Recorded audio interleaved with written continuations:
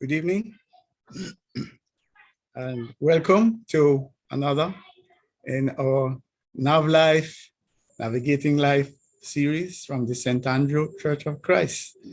I welcome you from wherever you are and trust that we will have a informative and,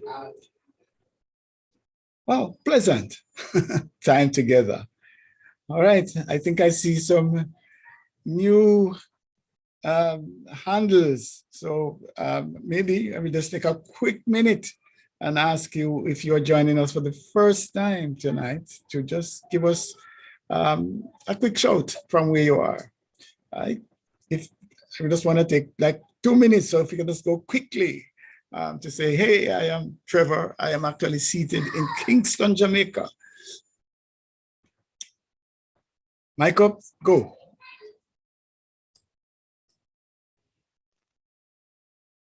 Hi, I'm Claudia. I'm from Trinidad and Tobago. Welcome. It's not my first time. I've been on a couple of sessions before. Great. Thank you very much, Claudia. Let's go. Let's do it in less than a minute, please. Quickly. Anybody else on from outside of the precincts of Jamaica, for example? Hi, I'm Bernadette from King's Church of Christ in Brooklyn, New York. Hi, Bernadette. Sister Charming boys from Trinidad and Tobago, first time on. Great. Gwendolyn Robertson from Trinidad, first time. Good night. All right. Gwendolyn, can I ask you to put your name in, please, instead of the Galaxy X4? Everybody can just do that, because, you know, we'd love to be able to know who we're talking to or who is speaking. Sorry.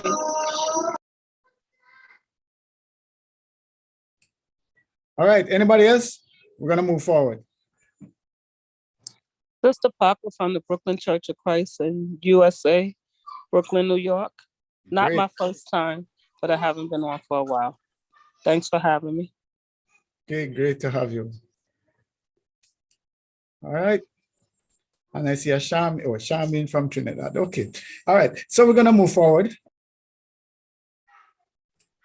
I am Trevor Smith, and I am a co-host with my brother, Andre Allen Casey, who is also on. Just some quick housekeeping. I think everybody has been zoomed out now, so we might not even have to go through this. But yes, there's the raised hand, and we ask if you keep your mics muted while you are on. We would prefer also, maybe if you don't have your video active, unless you want to come on, you know, we invite you. And so from time to time, we operate differently. Sometimes we invite your participation immediately. Sometimes we ask that you wait until after we have made a certain presentation. Today, we want to keep it pretty interactive, so you can come in at any time. All right. So I think we just can go forward. So let me introduce our crew. With me is Brother Andre Allen Casey, who has been a Christian. This was done some time ago now, so it's clearly more than 33 years. And he is a high profile, that's not on the text, but that's my understanding, counseling psychologist, very, very successful professional. And yeah, he has been a part of this crew and demonstrates his competence through the advice and the insights that he presents in these NavLife sessions. And then I'm Trevor Smith, and I also am a member of the St. Andrew Church of Christ. This is an outreach program of the St. Andrew Church of Christ. I'll be leading the facilitation today. I have been involved in this issue of behavior, dealing with behavior modification as part of the St. Andrew, the Success with People Academy, InfoServe, etc. All right, enough of that. Let's go forward. Right. So as we mentioned, this is a service of the St. Andrew Church of Christ. Today, let me share my screen as to where we're going today. All right.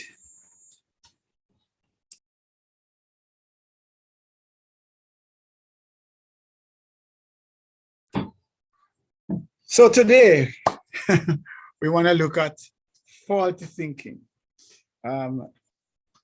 Examples, implications, and fixes.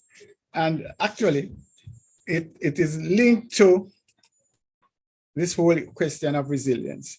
Those of you who are involved in corporate world, the corporate world in any capacity would have heard this continuous phrase now, really resilient. We need to make the organization more resilient, or the country more resilient, because COVID, the whole pandemic has shown that there is the need for individuals, organizations, families, countries to build resilience into their DNA, so that the next time there is a crisis, we are better able to withstand it. I think COVID-19, that pandemic, has shown how ill prepared we were as the world's population. Really, I don't think any country or any organization really could say that they were fully prepared and were fully resilient to the thing. So resilience then is a must-have competence. And in essence, it is the capacity to withstand these shocks, if you want, these new developments. Some of the disruption that has gone on. For example, if you had a very successful brick and mortar bookstore, Amazon online selling would have maybe shaken you to, and brought down your walls. So that's where we want to look at. How do we as individuals, and we want to talk about it now at an individual level here, how do we prepare ourselves to be resilient, to be able to withstand the shocks that are likely bound to come? Yes? So let's just look at the agenda then. We try to be very time conscious, so we have until 8:30 Jamaica time. So we want to work on that and to make sure that that happens. So faulty thinking negatively impacts resilience. And 1 second, please.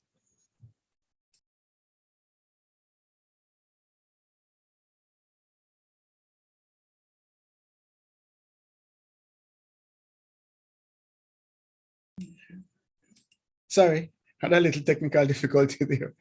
All right. So yeah, so, and also I think I also didn't record this, and we do record them to the cloud. And at the end, we will share. It's actually being streamed live as well on Facebook. So let's go. The resilience. The resilience talks about the capacity to withstand shocks, right? The capacity to navigate through challenging situations. Basically, that's what it is. So faulty thinking, because we need to have resilience, we actually negate some of the resilience that we have, or we put obstacles in our ways, our path to building resilience by faulty thinking. And tonight, we want to look at three areas, three aspects of faulty thinking that directly impacts our capacity to be resilient. And that's where we want to go. And of course, we want to go through those. We want to have application always in our life. We want to have things that are not just nice to know, but it will be also important for us to be able to apply to our lives and to share it with others. All right. I want to pause here for a second to ask my brother and co-host, Brother Andre, if he wants to just share quickly, and then we move right into our agenda.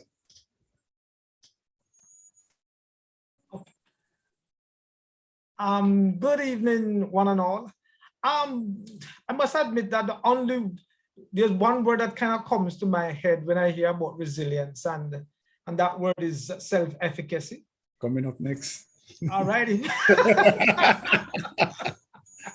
And so, but that is true, because if we don't start to think about a solution on how to manage our stressors and how to manage ourselves and manage our success and manage our life and manage our living, then chances are we may fall. And sometimes I just simply ask this question and then I get move and then I go to come off. But nobody can swim for you but you, literally. Nobody cannot swim for you but you. And so let us learn to swim. And so you're here to teach us. Okay. All right, thanks. Let's go. All right. Yeah. So yeah, the self-efficacy is the key. So resilience, as we say, is now recognized as a must have competence. And we have some self-imposed impediments that hopefully you will see that at least those that we look at today can be readily removed. And so we want to look at 3 of them today. All right. So here it is. We want to look at 3 different scenarios to guide the learning. In chat, please. So you get some blood tests done, and having waited for the results, you call, have somebody call, find out, hey, what's going on? I don't get my results. This shouldn't take so long. So the information comes back that, oh yes, yeah, we do have your results. You need to make an appointment to come in. Question, and you can type in the chat. Do you immediately wonder what is wrong, why you need to go in? So you can put in the chat, yeah, yes, if you can identify with this. You said, man, why have to go in? I mean, that means there's something wrong with me. Ugh. Can you identify with that? I'm looking in the chat. It's just a yes, or even just why. You don't have to put anything. Is there anybody who can identify with the thing that, do I really need to go in? Why couldn't they just say, we have it and you're good? Okay. Alfonso says yes. Alison, well, you look, I thought you were a, robust thinker. All right. Okay, so only 2 persons. Everybody else would have a different approach to it. All right. All right. Yes. All right. So yeah. So it's kind of not unnatural for us to go down that road. Yes. To say, well, man, why couldn't they just say we got it and you're all clear? Have to come in on board. All right. So basically, this reflects faulty thinking. And that faulty thinking prompts us to anticipate negative outcomes rather than expecting the best. And this is part of human nature. Yeah? That when we look to the future, we tend to anticipate the negative instead of the positive. Tend to, and this doesn't apply to everybody. But there is a screening process. Right? We have filters. All of us have filters that process information that comes in. And what we are saying is that sometimes our filters are skewed towards the negative, skewed towards underplaying the positivity that might be outside here. And the rationale behind it often is that if we expect the worst, then the only thing that's available is up, So I think the worst that can happen is this. So therefore, whatever plays out afterwards, I'm ahead of the game. So that's the rationale behind it. And I think many of us can identify with that. And, we're not here criticizing anything. All I'm just saying that is part of the reality. And it doesn't really just a blood test already. It's just, how do we perceive the future? How do we filter what's coming at us and how we anticipate what's going to play out, right? And so that because of that bent, there is a challenge that we have that actually, while we think that it might be building up our resilience, it might actually be doing the opposite. All right, let's go forward. So here we go, Brother Andre. Resilience pillar number 1, self-efficacy or competence. Yeah, that's the first pillar. And different individuals will tell you resilience has several different kinds of pillars. And 7, 8, 9, 10 of them. We're just picking out 3 today. And one of them is self-efficacy or competence. And when we say competence, we used to do assessments for individuals with respect to their technical competence, certifying them. And we didn't have a pass or fail response. What it was is competent or not yet competent. That's what the candidate would get. So if we found that they didn't match up to the criteria that we had, they would be found to be not yet competent. And if they did, they would be competent. And so this is what it is. That's what the self-efficacy is about. It is about our competence, the ability to navigate through life effectively, to be able to see how we can deal with whatever life throws at us, or even more positively, see how we can unearth things that we want from life to our advantage. So that's basically the self-efficacy concept, the competence concept, right? Question that we have to ask ourselves: can we effectively manage new, challenging, and potentially stressful situations? Yes. And here is, and as I say, I'm not negating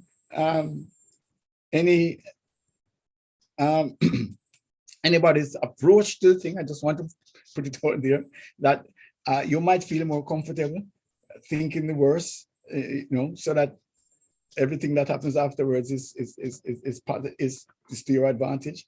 But we have to understand, and we talk about this a lot in NAV, that we are actually effectively managed at the subconscious level.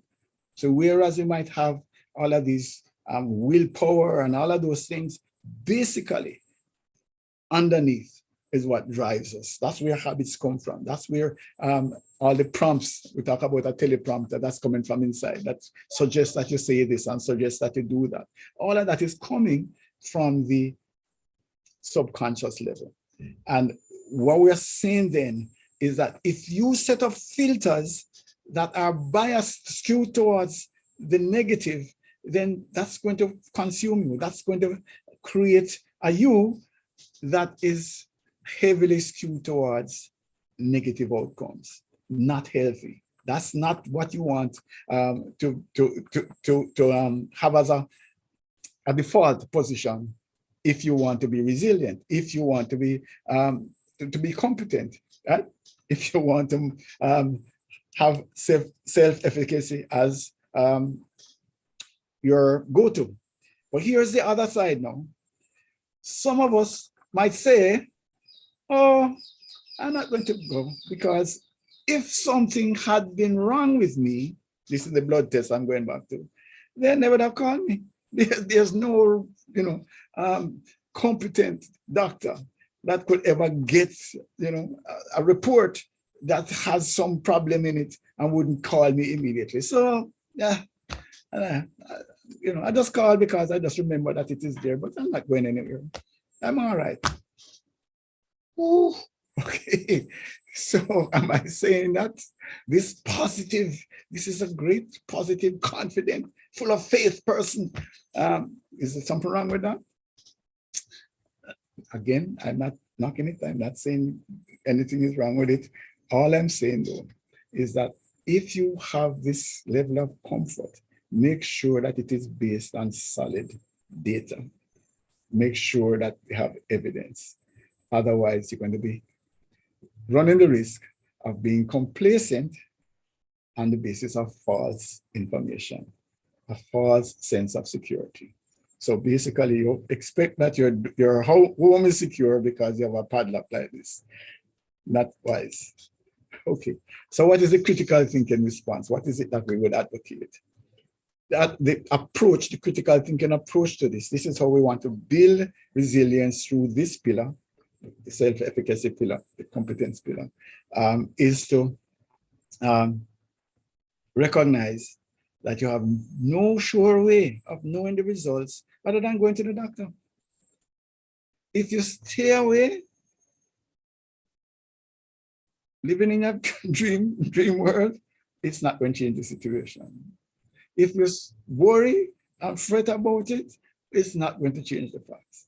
The only sensible way, logical way to go about it is to go get the results and then take it from there. Now, this is a fundamental pillar in terms of building resilience, dealing with the facts, dealing with the facts. Don't get emotional. You know, this comes up every time I talk about this, that the rent money, you can't find it now for the second month, and you start to see your furniture on the street. Yeah, you know, don't anticipate, don't build all sorts of, get facts, get facts. That's a strong suggestion, that instead of rushing off to assume things, to worry yourself into a crisis where you're not thinking straight, bear that in mind, that the more stress we have is the more cortisol we have going, and cortisol and good and logical thinking don't go together. It's like oil and water. So what I'm saying to you, if you want to be rational, some of the things that you have to do then is to clamp down on that stress and make sure really that what you're dealing with are the facts. Want to pause there quickly? Any comments, any feedback, any questions with respect to this first pillar? I have a comment. Please. You know, you mentioned earlier that it is so important that we try and stay on the positive side than on the negative side, and that is so true. I often come across folks who thinks the worst. They have to think the worst so that if and when the worst comes, then they feel like they can manage it. But but when they come to me, unfortunately, they are coming to me trying to manage their own anxieties. So another problem has been created because they try to think the worst. That if and when the worst comes, then they said, okay, it's not so bad after all.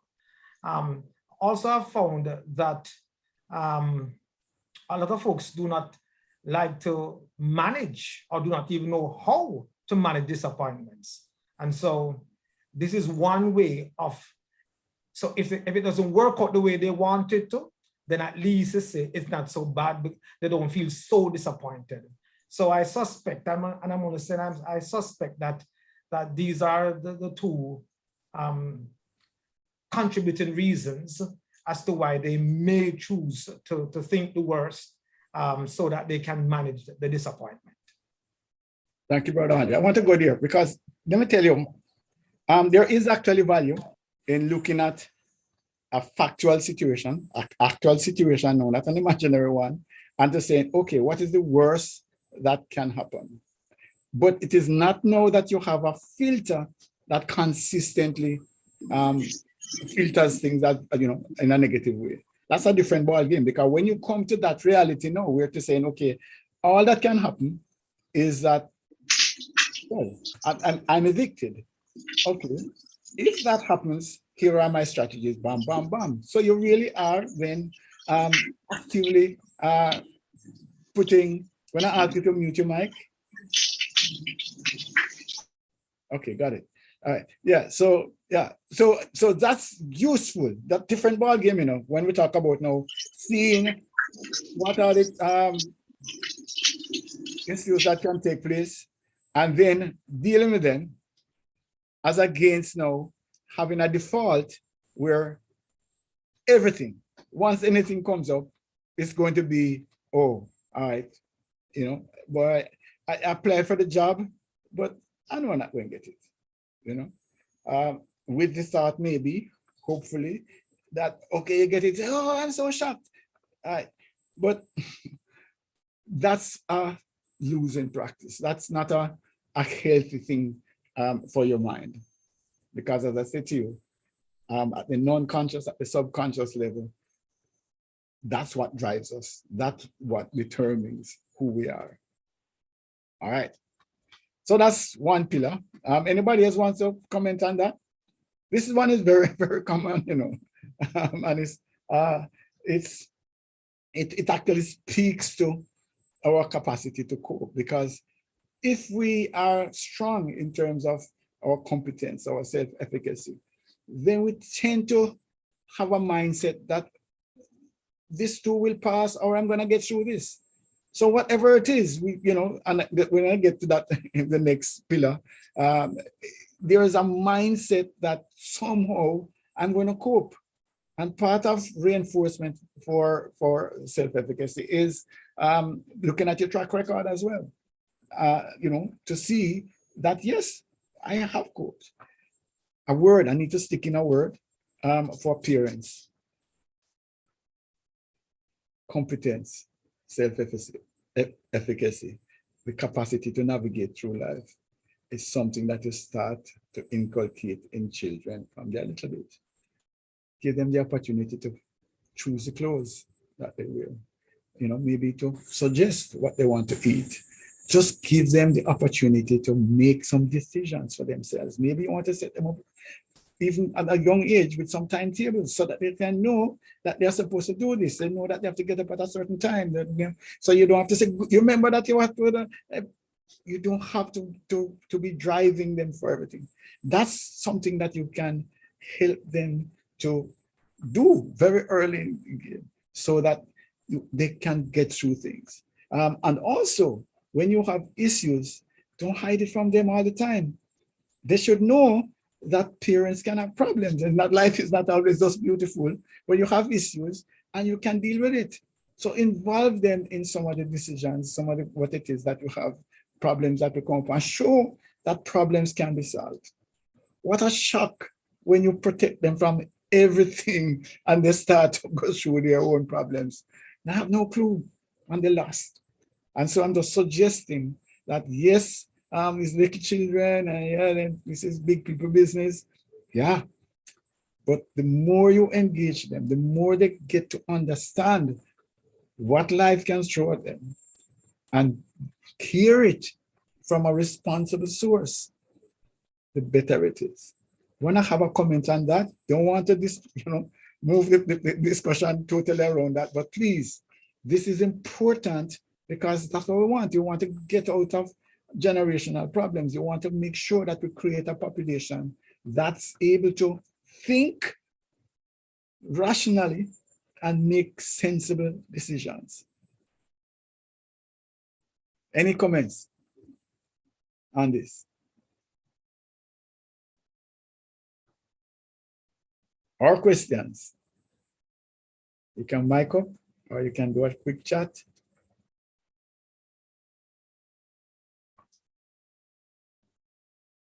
All right. Crowd don't warm up yet. All right. Second scenario. So you get promoted to the top tier. And now you're interacting with C-level people and, big wigs. You're now in there, people that you read about in the newspaper and so on, high flyers. So naturally, you're likely to be nervous. The question though is whether you get overwhelmed by the situation such that it negatively impacts your performance. What am I saying here? Is that you can so doubt yourself, you can so tell yourself, that self-talk is so critical. You can tell yourself all sorts of things as to, man, this is beyond me. I don't know how I can cope, I don't think I was ready for this. All of those kinds of things. Again, those messages impact your performance. Those messages impact your performance. Let me go to my standard example. Is the example of the high jumper who looks at the bar. Now, they're at a level that they have never cleared before. And they're looking at it and they're saying, this thing, I don't see how I can clear this. I've never done it. The bar is so high. Whether cool, I don't really feel so right. My suggestion to that athlete at that time is put on your tracksuit and go home, because it makes sense to try, because you're already defeated, as we will see. Yeah. The alternative approach is to welcome the opportunity and to believe that, I am fixed for this moment. You see this thing? You know how long I want to hold this high jump record? Me and them today. Me and them today. That's the thing. Or in the job, you're going to say, this is it. I've been called for this very moment. And you commit to raising your game and to be effective in the role. That's what we call resilience, the ability to navigate those situations effectively. That's one manifestation of resilience. And it's called self-confidence. Self-confidence. Marcus Mosiah says, if you have no confidence in self, you are twice defeated in the race of life. With confidence, you have won even before you have started. Yes, that is what you're saying, use on them. Well, unnamed other athletes is under tension. You see him is smiling, giving joke, laughing, whatever it is. Twice defeated my other fellow athlete, who really and truly potentially faster than the whole field, but no confidence in self. That's the difference. And Messiah, Marcus, has this philosophy to the key, that this pillar of resilience is so important. As a matter of fact, it also feeds back into our competence, our ability to navigate through life. The feeling, that understanding that I am good enough, I can do this. Self-confidence is absolutely critical. So, what are some of the things that we have to look at? When we go ahead, Dr. Harton. Yes, good evening, everyone. I have been just thinking about something that you said earlier, and I don't want to take you too far back, but I've been kind of wrapping it around my mind. And I hope that some of the people I'm here tonight, they fully get what you're saying. Are you saying, and I'm just taking you a little bit backward in terms of what you said, that if there is a potential issue, that I should try to get the full scope of the issue to see if there is a problem, and if there is a problem, then I should prepare then to deal with the problem instead of delaying it, because it would make me feel comfortable in the moment. And are you saying that if I'm able to face that potential problem, then it shows my level of resilience in terms of addressing it, good or bad, and move forward with my life?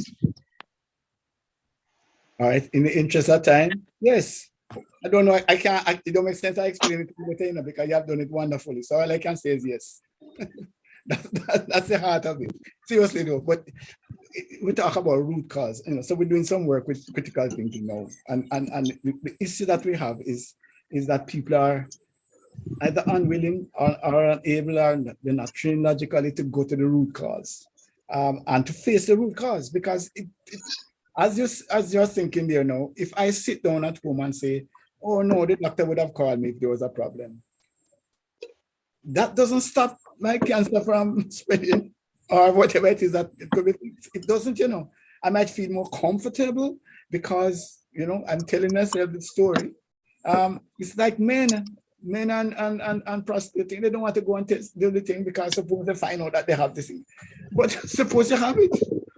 You know, it's a fallacy, and that's why I'm saying to you, this whole thing is about faulty thinking. It's a fallacy that ignorance, we can protect ourselves, our minds mentally through ignorance, up for ignorance. And if we don't know it, well, then there's a chance that it's not so bad.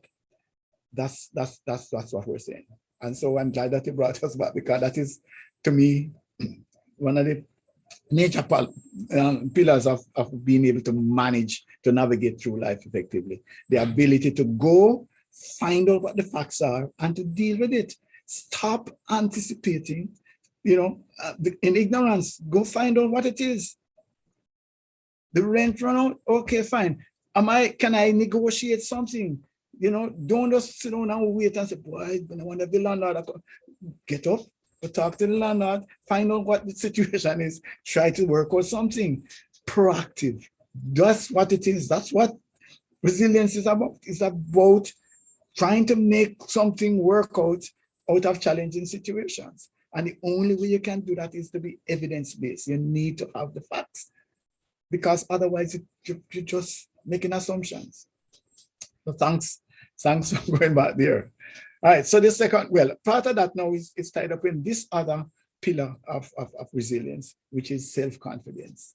A lot of times why people don't take proactive action is that they cannot doubt themselves. They don't know how to cope. They don't believe that they can manage. I can't go talk to the landlord. Suppose him run me. I don't know what to say to him. You know, those kinds of things. Suppose I go to the doctor and the doctor said that I need chemotherapy. Where would I ever find that money? That's the kind of thinking that bogs us down. And what I'm saying to you, the other persons now who have resilience will say, I'll find a way. I don't know where I'm going to get the money from. I don't know, but I need to know what it is. I need to know exactly how much it is. I need to know when I have to get it, and I have to go about it and make it happen. That's what will bring you to success. That will what is going to help you to navigate effectively through life. Those are my thoughts. Again, all of this is not written in concrete, and somebody might say, boy, this is a crazy approach that you're taking, but that's fine. I'm just putting one thing on the table. All right. So let us go back to the job situation now. So one other approach now is to start to ask yourself some questions. And this is an investigative process, a sort of introspection that we should have whenever we find that we are, you know, up against an obstacle, a self-doubting obstacle. Let us use this example. Somebody else can ask another question about another situation, and fine. So you could say to yourself, I am in this job. How did I get here? Did I promote myself? No. Who promoted me? People who are decision makers, people who have a lot more at stake than I do. If I mess up in this job, all right, fine, they fire me, but I could be messing up their organization. You know, so the cost to them is a lot more than the cost to me. Yet still, they have placed me here. So those are some of the questions that we have to ask ourselves logically. Yes? So go back to the high jump. I'm just using some examples here. I am up here now, getting to a height that might actually break the record. How did I get here? What I'm to all of those people that knock out already? Am I not, quote unquote, better than them? Am I not worthy of this opportunity? Yes, otherwise I'll be out long time. So those are some of the questions that we have to ask ourselves all the time, is to find out when we are doubting ourselves, how did we get here? What is the antecedent? What's the track record? Why did we have this opportunity? Why is this decision before us if we're not worthy? Stop doubting ourselves. And then the big one for me is to look at the pros and the cons of the self-doubting approach. Oh boy, I don't think I can manage this work. I don't think I'm smart enough. And I don't have the experience. You know, there are certain aspects of these things. I've never read a balance sheet. I don't, you know, all of those. Where does it lead? Does it lead you then to want to develop the skills that you don't have? Or does it bring overwhelm into place? In which case, as Marcus said, you're twice defeated before you move on. So that's a thought. All right, so there's in the chat, it appears, Angie says, that the whole situation is about whether you're an optimist or a pessimist. How can one retrain his mind to think optimistically? Yeah, yeah, okay, fine. That's one way of classifying it.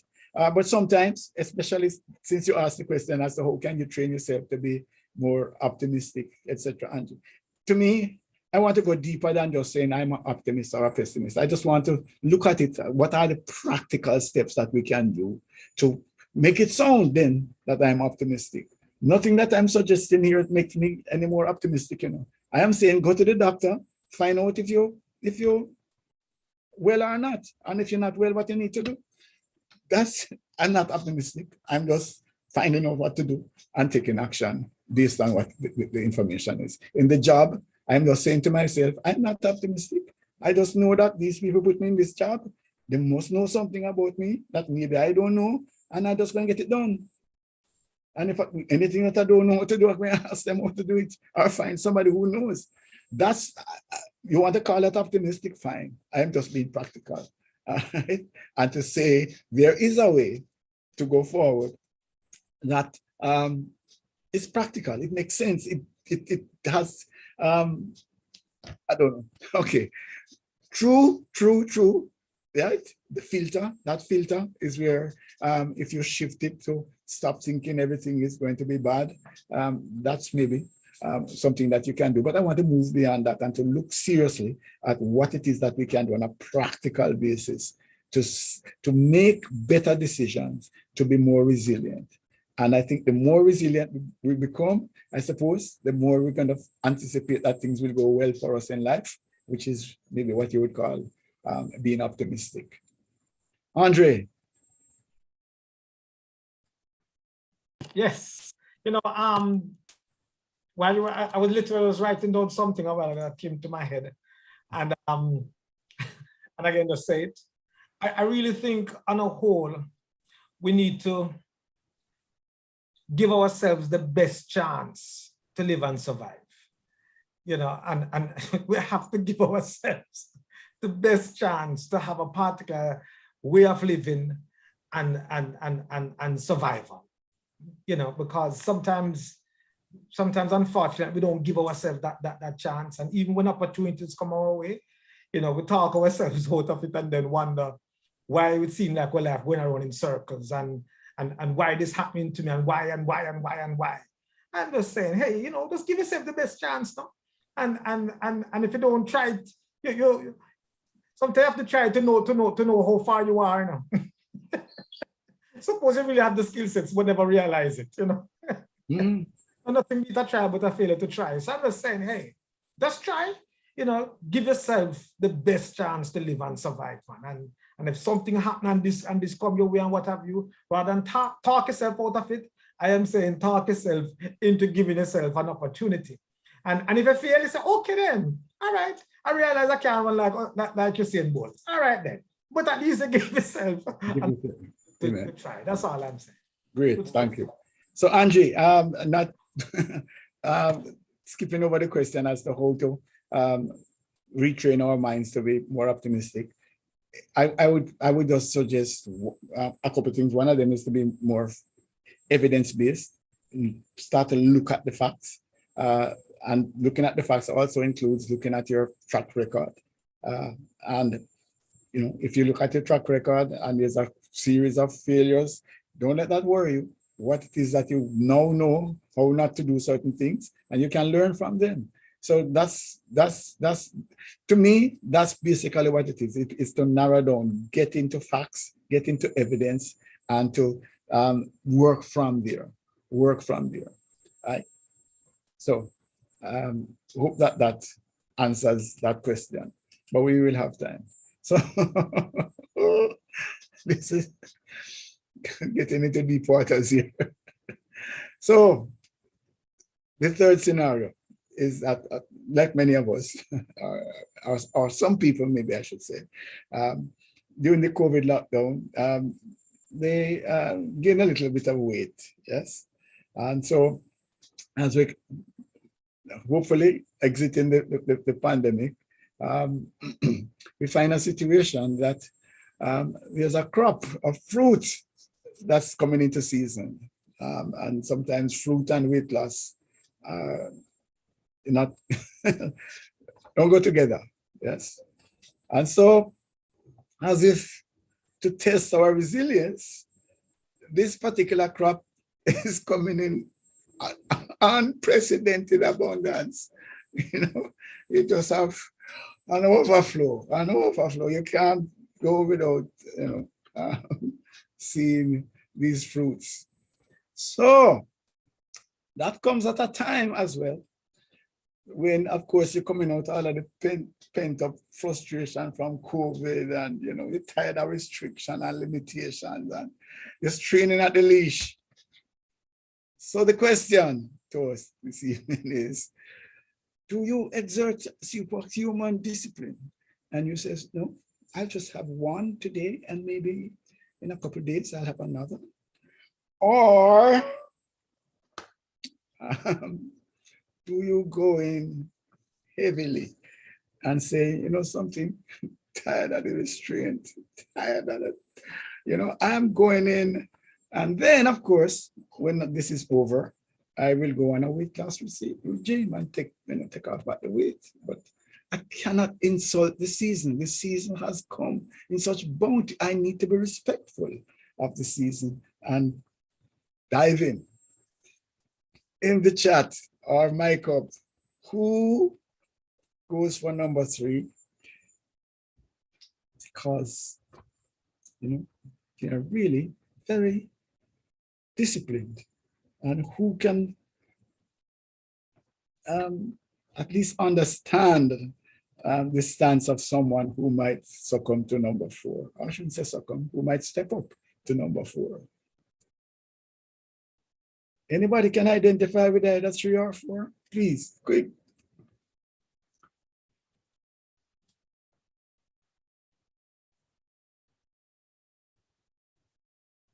This is strange world for people. Maybe I should be more specific. Let us say the crop is mangoes. Julie, East Indian, maybe even Bombay, who knows?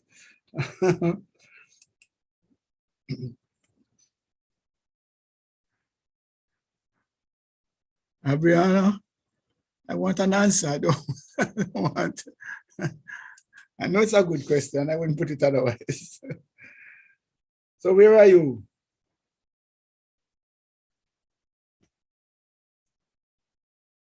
I'd love to get some of the mindset of people out here.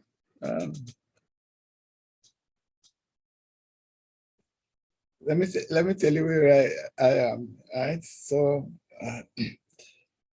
pre-season, when we saw the blossoms and the things coming out, it was, no, I can't take this on this year. I'm not going back into the indulgence. And so at one point it was 1 a day. I won't tell you where we are today, but all I can say is that I am a little nervous about the rest of the season. Okay, so here we go. I confess I had 3 Julie mangoes today, all right? Okay. All right, so this is part of life. And we're just using this example to deal with a bigger issue, because the next issue that we have is, the next pillar is, okay, Claudia says, exert restraint. Claudia, you have a mango tree at your house, Claudia?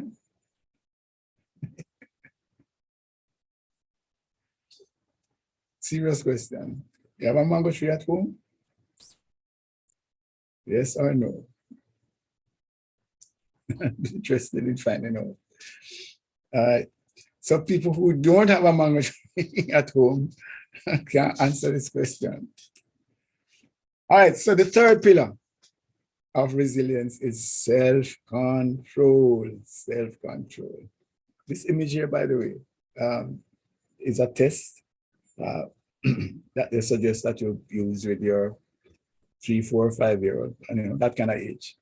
And it is a research. I don't remember the study, so please don't put me under pressure. It indicates that those, what it is, you put something there that they would desire. And you leave them with it and you go away. And of course you watch them. You say, don't eat it. And those that are able to resist are those that will be highly successful. That's what the study showed over time, because they have this key pillar of success, which is delayed gratification. If you can delay gratification, then you have a powerful tool to achieve success. So that's where it is. All right. Okay, see, Claudia says no, she doesn't have a mango tree at home. So yeah, okay. All right. So self-control is the third pillar of resilience. And it is really, seriously, this one again is powerfully impacted by how we think. And so usually, again, part of our human weakness is that instead of delaying and modifying our gratification, we devise some clever arguments, that will allow us to indulge based on some action that we're going to take in the future. Right? So logically, though, we have to examine the wisdom of that kind of process. That why make a mess with a plan to clean it up when there's an option not to make the mess in the first place? What's the point? Another question is, go ahead, Dr. Horton. Go ahead. Yes. The resilience that you're talking about and the restraint that one must have. There's a book they call The Greatest Management Principle in the World, and it was saying that if you reward a person for a certain behavior over a period of time, then the person expects that reward, even if it's the wrong behavior. But when it comes to resilience and it comes to that level of discipline and dedication, where somebody can see a mango and know that the mango is not good for them and leave it alone, that takes training. And that takes training over a long period of time, because I have a mango tree. And for some reason, because of my situation, I have to now give away all my mangoes because I just know that eating these mangoes not good for me. It's easy for me to do it because over the years I've developed that level of discipline, and I feel I know what is best for me. And if I have to give up mangoes to have a healthier lifestyle, I'll do that. But what I'm saying is this: it's not something that you just do overnight. It's something that you must train yourself to do over a long period of time. And most people, because they feel like everything is free and they're free to make decisions, they just go about doing things, and then when the consequences hit them, they're not prepared. And then when they're faced with this dire situation, they really don't have any leverage on self. So is it possible that, say, for example, you can share with us, those who don't have the discipline, is there any way that they can develop that in a short period of time, or they would have to find a way over a long period of time to build up that level of resilience? Could you talk a little bit about that if possible? Well, self-control is a major issue. For me, all right, let me say something in the chat to me. All right, yeah, somebody says agreeing with you. All right, let me just talk about it. I'm gonna bring Brother Andre in as well. When we look at self-control,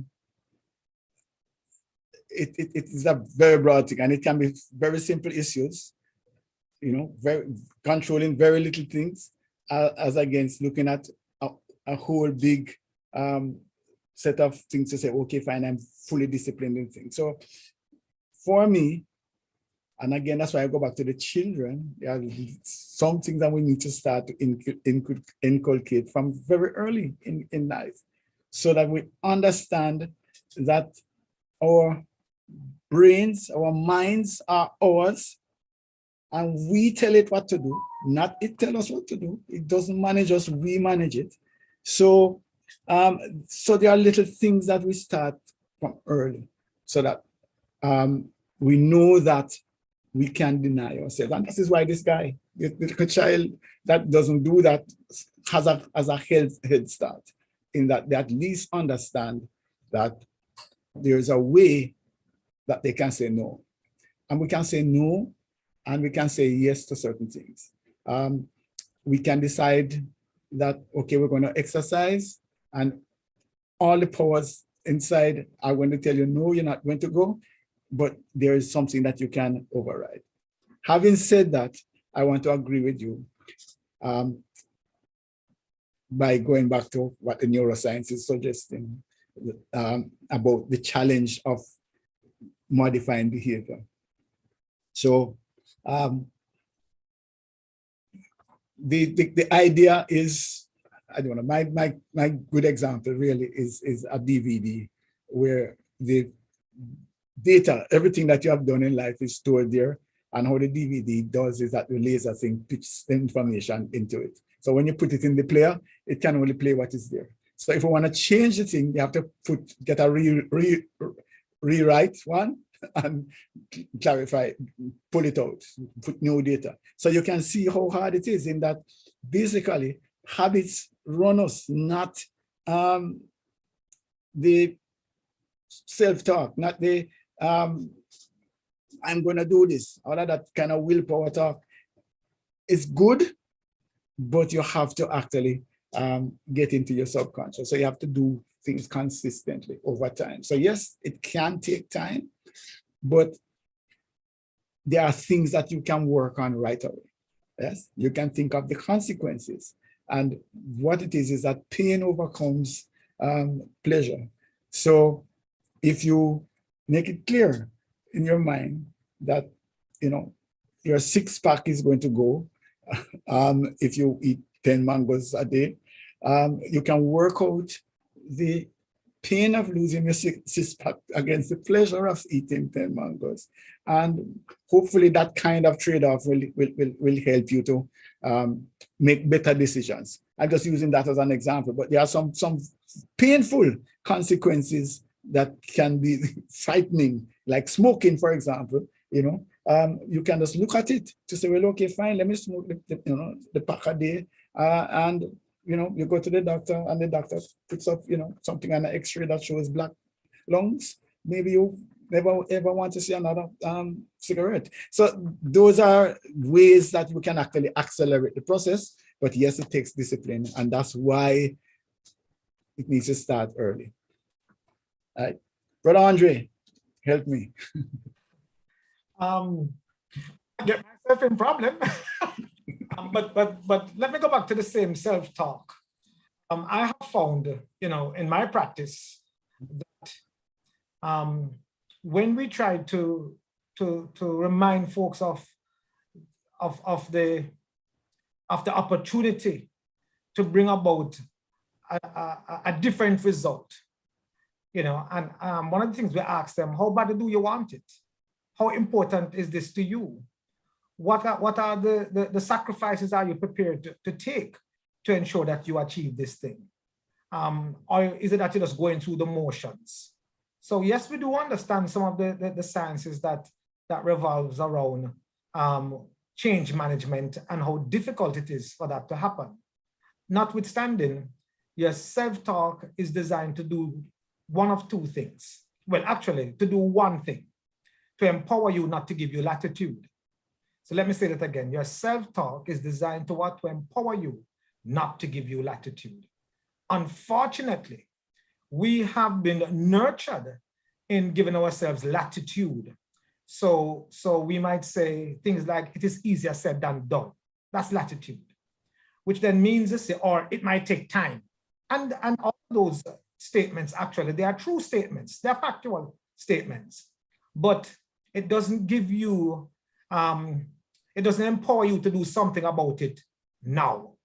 What it does is to say, okay, then let me wait, let me. And each time we delay doing something about it immediately, then in essence, what we don't recognize is that really the change is really not happening. We are going back to being regulated by our circumstances rather than making a conscientious decision in bringing about that change now. Powerful. Yeah. So, let me, There's a hand. I think Dr. Horton has a hand. There's a hand up. okay, go ahead. Sorry, thank you. No, sorry, my hand wasn't up. Sorry about that. Okay. Yeah, so without, again, saying no, the idea of the period, the time,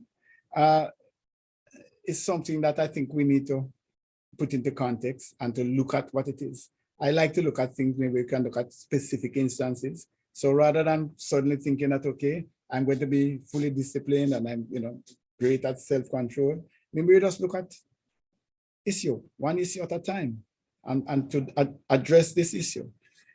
One of the things that I think you'll find is that when you win these small battles, there's a pervasiveness of the action, because when you let go, it's also there.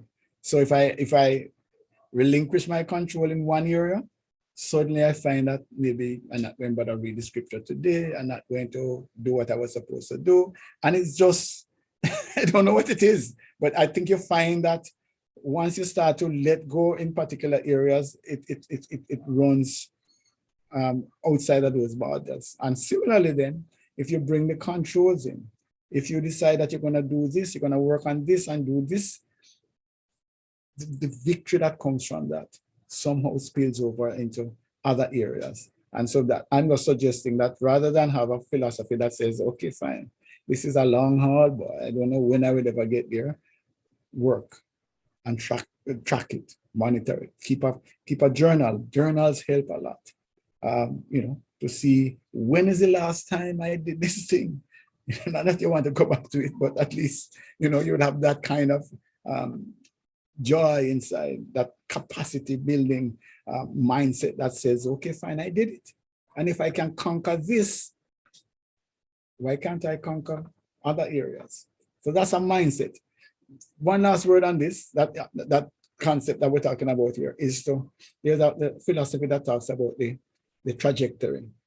Am I moving in the right direction? So even though I might not be at the destination where I can control how many mangoes I eat, at least I'm moving. Somebody has a mic open, I'm trying to close it. Can't find out who it is, but that goes on. Right, so the trajectory is important. If you're moving in the right direction, then that's good. That's all I can say, is that if you are better at controlling some areas that you want to control than you were last week, last month, last year, keep the momentum going in the right direction.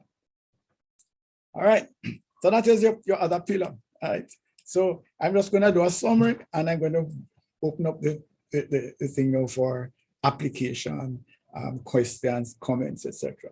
So what have we been saying? We have been saying that resilience, and what we're talking about when we say resilience is this capacity to absorb shock, this capacity to withstand maybe new developments, withstand stress, being able to just navigate. I love our title, Navigating Life. That's basically what resilience is about, the capacity to navigate life effectively. All right. So that is a must-have competence. Yeah. The thing why it is now there is because of the pandemic, and because also in some industries there has been disruption. The obvious one is like the bookstores. And of course, grocery stores now are going to be under pressure as well by disruptors who have come in and changed the whole face of what is happening. All right. So that's why organizations are pushing it. But at a personal level, we are have always been under the clutch in terms of withstanding things that have come up. Even if you go down now to the very young ages, people that have to do PEP exam, man, it's a huge thing. Or when you went to school, you used to face, then the pandemic come, you're trying to cope with online learning, all of those. Those are things that require resilience. Some young ones, some of us are able to cope, navigate it effectively. Others are overwhelmed. All right. So that's a good characteristic to have then, this capacity to withstand shock and to be able to navigate through new and challenging situations, manage stress, deal with conflict. We didn't talk about that really. What happens when something impacts you, hits you hard? How do you deal with it? What do you do? So that's basically what is it that we're saying, that capacity to be able to go through all of that and come out unscathed. I don't want to even use the word coping, but coping is part of it, but I want to actually triumph, then that's desirable. The question that we have though is that sometimes our thinking, the mindset that we have puts obstacles in our capacity to be resilient, limits our resilience. And what we're doing tonight is to look at some of those. We're looking at 3 ways of thinking that negatively impacts our resilience. And we are saying that can be removed. Okay, I am saying readily, but yes, I hear the caution that it might not be as ready as some of us want. But yes, we can actually start to move in the right direction at least, right? And so one of the things that we looked at was the use of negative filters. And we gave the scenario of hearing that your blood workup is ready, the results are there, and what it is that you respond. Yeah. If we look at it at the corporate level or at school, the principal wanted, you have to report to the principal's office. Whoa. Or the boss wants to see you. Whoa. What do you think? Yeah. Do you think? Yes, finally the raise. Yes. I know at some point in time they would recognize my value. So the boss wants to see me. Yes, my raise and promotion is coming. Or, ooh, I wonder who tell him what. I need to go to the restroom before. Those are questions. Those are filters. That's what it is, that we have these filters, that we have information that's coming in. And believe you me, in our scenario, we can have the same information coming into 2 different persons, and we have 2 totally different responses. That's where Angie was talking about whether we are optimistic or pessimistic. Yeah, on the surface, well, it's not on the surface, but that's the reality. The question is what underpins optimism and what underpins pessimism. Unfortunately, people don't dig further to find out what is underneath. So we have a default response to things. And my appeal, or what it is that we have been suggesting here, is that we should actually look to the facts, get the evidence to support. I'm not saying that is at some point in time, you might not really find that you're in a bad state. Yes. If you go to the doctor and the results say that you have leukemia, it's not a good state. So yeah. So, but get the facts. Go ahead, Melissa.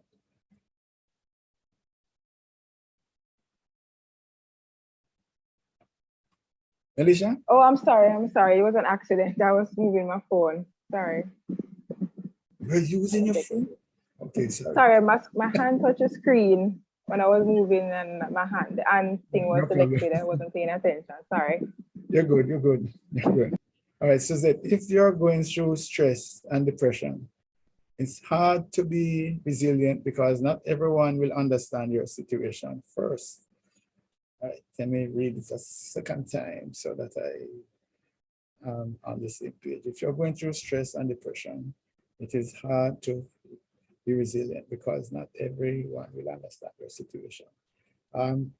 If it is clinical depression, I'm going to pass this right over to Brother Andre, because that's not within my portfolio. If it is, when you say depression, normal stress and pressures, etc., that's a beautiful opportunity to develop your resilience by navigating out of that scenario.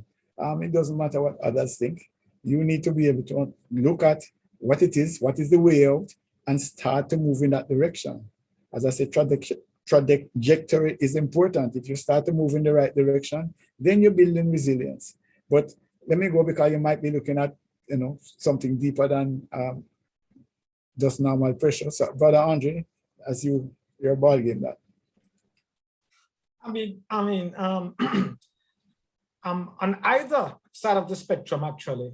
Remember, if somebody comes in front of me, they come in front of me for a particular goal. What do I say to them? No, you can't make it. No, it can't work. No, it's not going to happen. No, they didn't come. Even if they're going through clinical depression, they didn't come to hear that to be further depressed. So they have an objective and a goal. And so one of the things you want to ensure that you do is to give people hope. You always want to give people hope. And so you see, because what's going to happen is, they're already at a place where it is harder for them to give themselves hope. Sometimes they might need antidepressants so as to lower the dopamine or the serotonin or whatever. And so the idea here is to put them at a place where they can think a little bit more objectively, to think to as it relates to what are some thought processes I can begin to have, or what can I put inside of your head for you to start to say, yeah, that makes sense. Where they feel empowered, where they say to themselves, yeah, why am I doing this? So they start to ask themselves the question, because they're at a place where they are not accepting of their present reality. And so since it is, so at some stage, they also want to come out of it. And yes, so there are times in which they would need now medication to help them to think a little bit more objectively. But that is where we come in now, where we have to give them hope and say things to them, or create questions in their minds that says to them, why not me? Why not give myself a chance? Why do I want to stay here? What is my goal? What is my objective? And so once they ask themselves some of those questions, they too can come up with the ready answers, even without you giving it to them. Because it is important for them to come up with the answers and not you give it to them, because that is no advice given. But what you want is for them to ask themselves the question, why so? Because of the goal that they already have as it relates to why they come in your presence. The goal is, I want to come out of this state. Now, that being said, let me quickly say one more thing. Now, for some folks, I don't even want to say, for quite a number of folks, they need to feel validated first and foremost. And I suspect, and I'm not saying that's what the person is advocating, but oftentimes people want to feel validated before you start to give them options about how to recover. Say it again, Andre.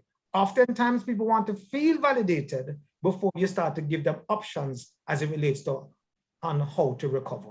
And so I understand what you're going through. I hear what you're going through. Wow. And empathize and sympathize with them, so that they can feel their own pain, and so that you say, and they feel like that folks have an understanding as it relates to their context. So oftentimes that is also necessary for some folks as in relation to helping them with the recovery stage. Thank you, boss. I appreciate that.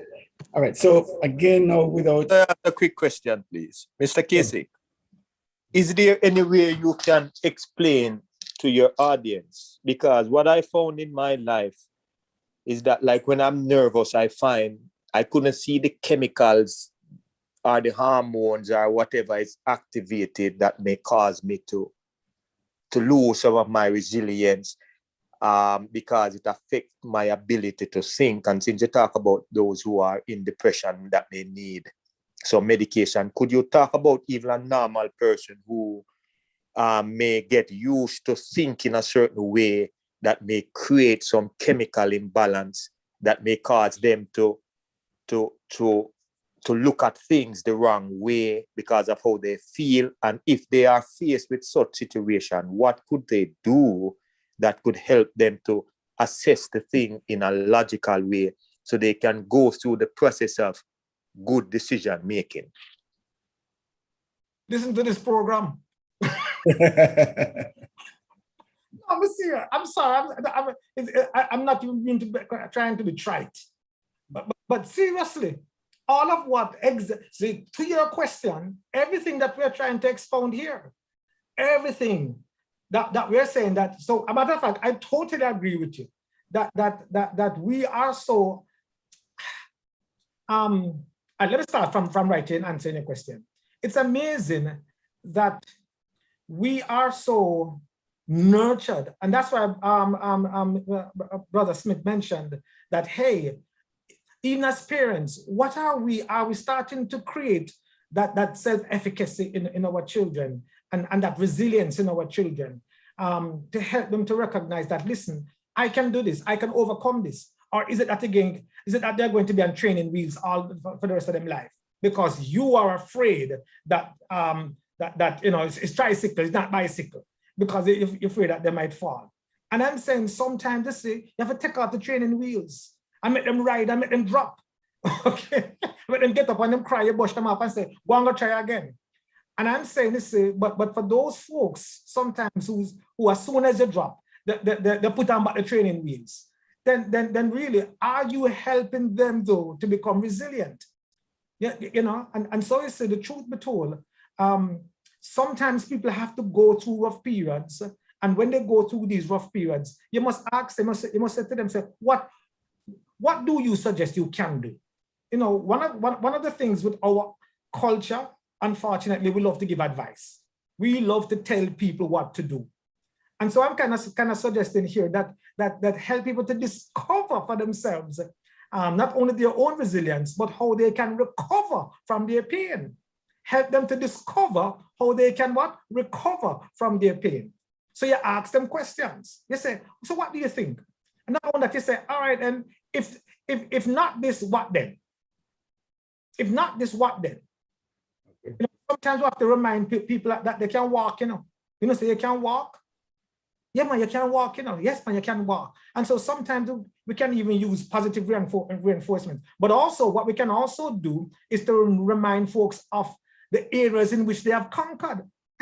sometimes you see, a trajectory, as Brother Smith had mentioned, but here we go. Say, hey, do you remember when you were 5 years old and the things that you couldn't accomplish? And when you reach 10 years old, what you accomplished? And when you reach 15, show them how they have accomplished different aspects and different feats in their lives and living. Show them, because sometimes we tend to take these things for granted. So I'm just saying, say to them, say, you remember when you do this? You remember when they say you couldn't? You remember when you doubt yourself? You remember? And so what you're doing is positively reinforcing to them, or in their minds, or bringing them back to a place as to how they had achieved these different things as they progress in life. In their own development, might I add. Show them how they have done these things. And what that will do is create in them a yes, I can, rather than no, I can't. Oh, All right, so again, without being indelicate, I wanted to suggest something. If you look at what it is that we have been talking about, there's a word, a hyphenated word, and at the start of the words is the word SELF. So the question was asked, how can I cope, or whatever it is, when others might not understand what is happening with me. Resilience, yes, there might be group resilience, etc., but at some point in time, there has to be personal. And we talk about self-efficacy, we talk about self-confidence, we talk about self-control. That is for me to do. That is for me to work on. And it doesn't matter whether I have support or not. Just listen to what I'm saying to you. We desperately need support because that's it. No man is an island. But I'm just saying to you that ultimately, we also have to take responsibility. And do not be overwhelmed. Don't be concerned that you're going to get out of whatever it is that you have right now. The trajectory. Just move in the right direction. If Montego Bay is where you want to be, move towards it. Move towards it. Don't get stuck with where you are. And at least you can start to look at the milestones and be encouraged by that. So I'm just trying to say though that let us not look totally to others, because that's where the challenge is with resilience. That's where the problem is with self-efficacy, is that sometimes people are totally dependent on others. And when you put yourself in that situation, you're not creating a lot of resilience for yourself. Yes? All right. Hope I haven't offended anybody, but sometimes we have to call it there. All right. So self-confidence is a second pillar. And I find that this Marcus thing just really does make the point that if you have no self-confidence, no confidence in self, you're twice defeated in the race of life. Nobody start to turn back your tracksuit and go home if you think the bar too high. That's it. Yes. Yeah. Deny the promotion if you believe, have grave doubts that you can make it. Yeah. If you really convince yourself, there's a little statement. This is sound like foolishness. Yeah? If you believe you can and you believe you can't, you're right. Honestly. And the depth to which you believe it, that's it. So all I'm not saying to you is that mindset and what you believe and what you encourage yourself to accept as true makes a difference. All right. And then we looked at self-control, which is the third pillar. And we're saying that the capacity to delay gratification in whatever area, whether we decide that we're going to save money or not save, all of those things make a difference. If we decide that we're going to make the investment in education or not, all of those things play a role in how we succeed in life at the end of the day.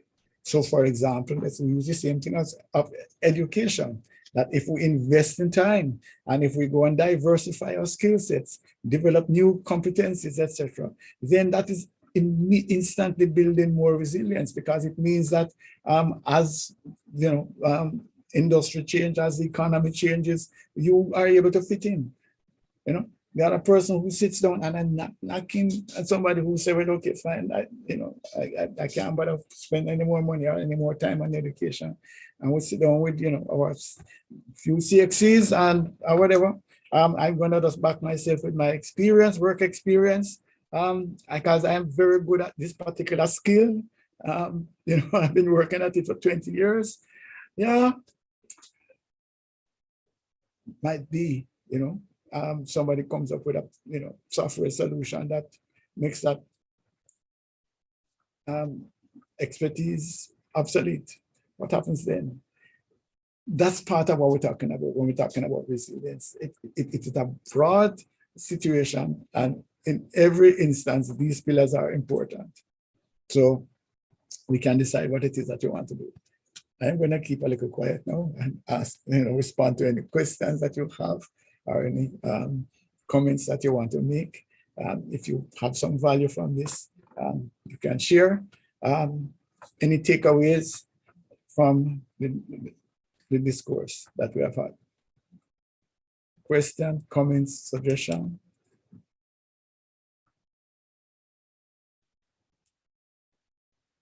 Yes, I just want to say that I personally, appreciate this platform. I feel like more people need to be on this platform, because even though I know a lot, I still always want to know more.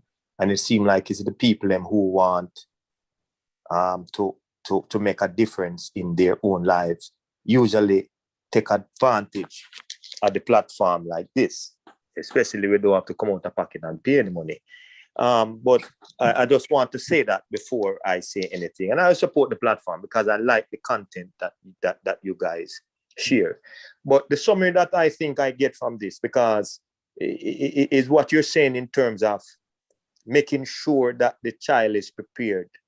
Because if the child is not prepared when they become adults, this is why you see they get themselves in these different variation of issues, because they don't know how to think their way through it. And sometimes to throw this on adults who are already set in their ways in terms of how they think, it's going to be extremely hard for them, because sometimes we cannot get out of the box or the mold that we find ourselves in. So I do agree that it is important that those who are parents, if they don't know, they need to come to platforms like these and get the information and try to apply it, which will take courage, because it means that you have to get out of your own way and apply the information that you learn to the offspring, hoping that they can make a difference if you feel like you can make it. So thanks again for this platform. Thanks, Dr. Hutton. I appreciate it, the comments. Yeah, but remember again, there's still you can say that teach old dogs. Okay, maybe not, but anyway, but we can learn. Let me use a sophisticated one. Neuroplasticity, right? So the brain will continue to learn and physically shaping the brain. So we always want to talk about that neuroscience thing, to say to you, be careful that also that the habits that you allow the children to develop, or even yourself to develop, because they are making a physical difference in your brain, which then invites you to behave in certain ways that you might not want to. So be careful. Don't make the mess that you have to clean up, because it's not as easy as it sounds. Right? Any other comments? My brother Rowan is on. We could wrap up for us and share how we can access this information if you have missed it, or to share it with others. And we invite you. We'll be back here the first Saturday in June, which is the 4th of June. And we are on at 6:30 using the same link. Please share it. As I say, there's no cost. And we try to present information that helps people to navigate through life, literally. We have gone into some deep waters, and we are here to actually address issues that matter.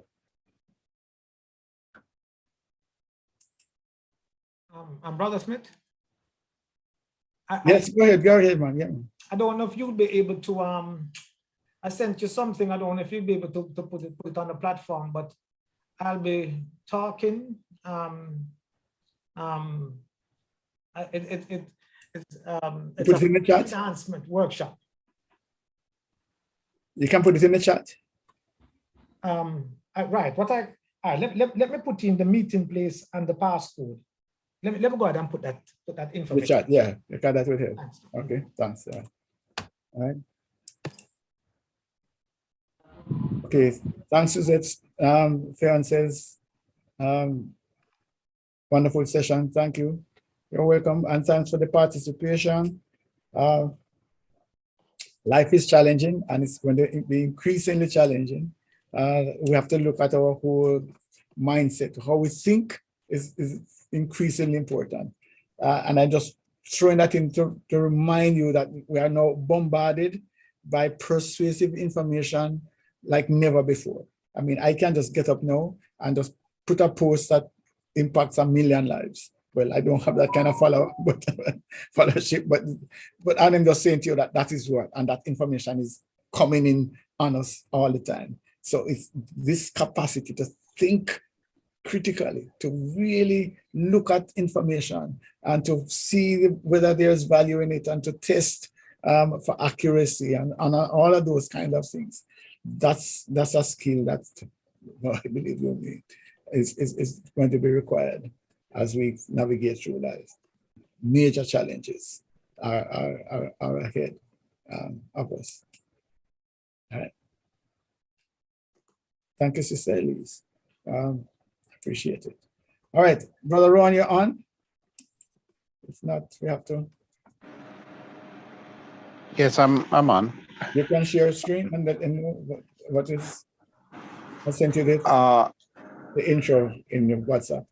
No, I'm not able to share. I'm not All right. able to share.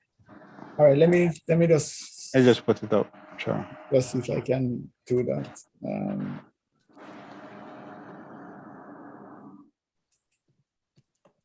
Where is it? Okay.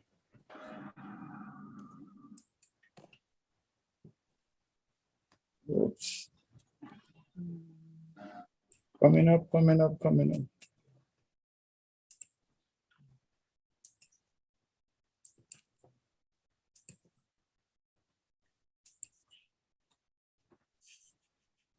Okay. All right. There we go. Okay, thanks. Thank you to Brother Trevor Smith and Brother Alan Casey for facilitating a very insightful session this evening. As Brother Smith had mentioned, we have these navigating live sessions every first and third Saturday of the month. On the last Saturday, however, we have a grief therapy session, and that is at 6:30. That's every last Saturday of every month at 6:30, same Zoom link that we're using now. For those of us who have joined us, if you're not a member of the church, we thank you so much for your attendance. For our brethren, both locally and overseas, thank you as well for joining. We invite our visitors, if you can, we invite you to join us for our worship services. We meet at 77 Red Hills Road, starting at 9 a.m. Every Sunday, that's tomorrow, and our Bible class at 10:45 to 11:45 in the mornings. You can also join us via Zoom using this very same Zoom link that you're using right now, and we have our Bible classes on Tuesdays as well. The information is being put in the chat that Brother Alan Casey had mentioned earlier, so you can find that information there in terms of his presentation that he'll be doing. As it relates to the recordings for all our NAV Live sessions, for our Sunday services or our Bible class, you can find them on our Facebook and YouTube handles. That's Facebook.com/SimplyChristiansGA, as well as YouTube.com/SimplyChristiansGA. So all our stream content is available on these links. Tonight's NAV Live session is being streamed live as well. So you can view and share the information with someone who you believe may find benefit from the session. So the information is there on the screen. If you have any questions for the church, you can send us a WhatsApp, 876-532-9891, or send us an email at info@standrewchurchofchrist.org. Thank you so much for joining us, and we hope and trust that you'll be able to join us in worship tomorrow. Be safe. Thanks so much again for our presenters. Have a good night, everyone.